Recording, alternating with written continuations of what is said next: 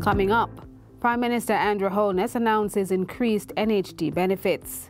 What we have done is to raise the qualifying band so that more persons can qualify. Plus delivered 77 NHD housing solutions and met with development stakeholders. You're watching Jamaica House Weekly. I'm Marjorie Gordon.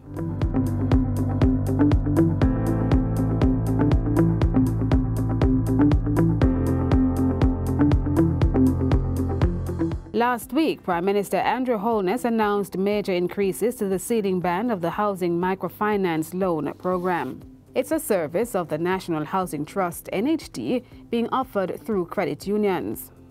The program was designed to target low-income persons who needed support to access or improve their housing situation. The adjustments took effect on September 25. It will see the qualifying ceiling increased by 30% to include persons earning $86,000 and more weekly. What that means is that more persons will be able to qualify. Remember now, we have increased the minimum wage, so that might have pushed some people out of the qualifying band. So what we have done is to raise the qualifying band so that more persons can qualify.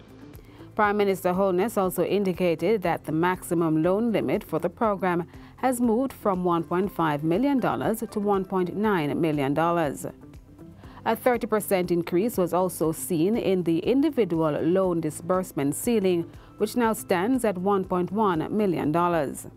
These amendments are in line with the NHD's thrust to provide added support to low-income persons who are members of credit unions.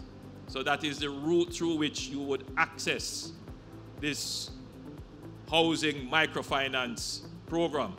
Mr. Holness adds that an individual credit union member can now access up to $9.45 million, $7.5 million from the NHD, and the balance through the housing microfinance program.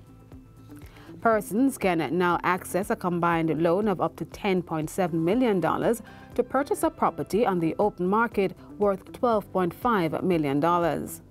So you can see that the NHD is trying to find all ways possible to give our low-income earners an opportunity to own their homes.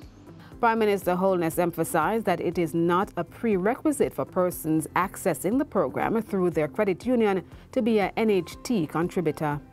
As part of the application process, the NHD will facilitate registration to become compliant with contributions going forward. What this means is that if you are not currently an NHD contributor, that shouldn't stop you. You just go and apply, and in applying, we will then regularize you and you make your contributions going forward. The Prime Minister says 6 of the 12 credit unions which have signed on for the program have started implementation. These entities have a combined membership of 450,000 persons with more than 140,000 qualified to access financing. It was a celebratory mood for 77 Trelawney residents on Wednesday as they received keys and letters of possession to their housing solutions.